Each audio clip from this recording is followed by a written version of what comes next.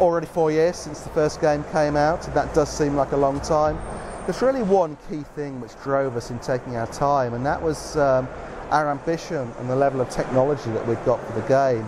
Pretty early in pre-production, we've got some lofty plans for where we knew we needed to take this game, the direction that we needed to head in, and how we could just take the experience to a whole new level.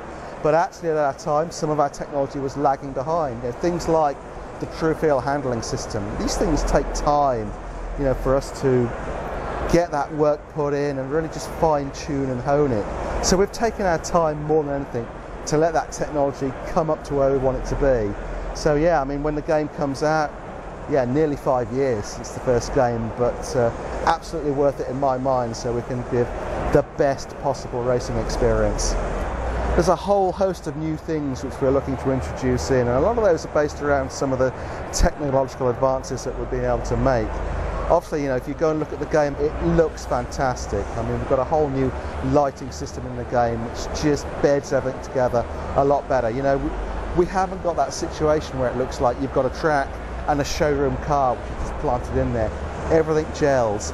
But the other really crucial and important part of the experience is what we've done with the handling. We've developed what we call the TrueFeel handling system. It's all about getting the character and the feel of those cars.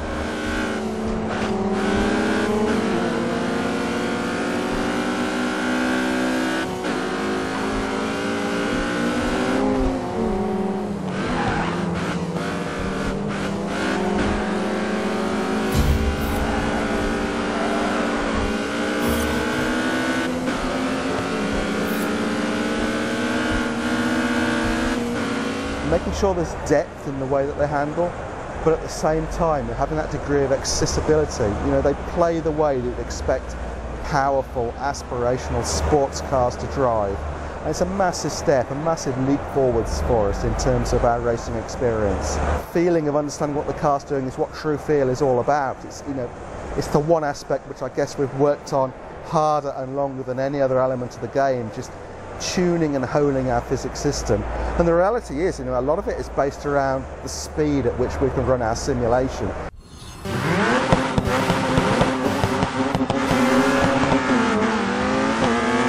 It's so important that you can capture every single centimetre of the track surface, every bump, every nuance. A lot of games don't do this. They're only sampling every few metres.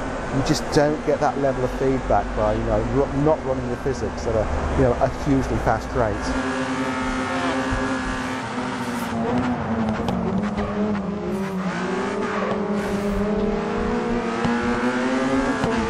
We go to a huge amount of detail researching these locations and actually trying to find real parts of the road network which are going to make for great racing experiences. So take any of our city locations and you can absolutely drive around it and recognise the architecture, recognise the buildings.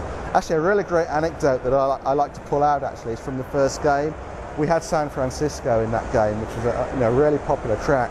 I was lucky enough to go out to San Fran shortly after that game launched, and one of the things I did, I had a free day. I actually walked the circuit that we'd modelled in the game, and it was all there, it was all real, it was all intact, so yeah, pretty cool. See, we're trying to put a lot of new stuff in this game. We want new experiences for the players, so whilst we're not talking about all of the content that we've got, a very, very large proportion of the game and the content is all new to give people a fresh experience.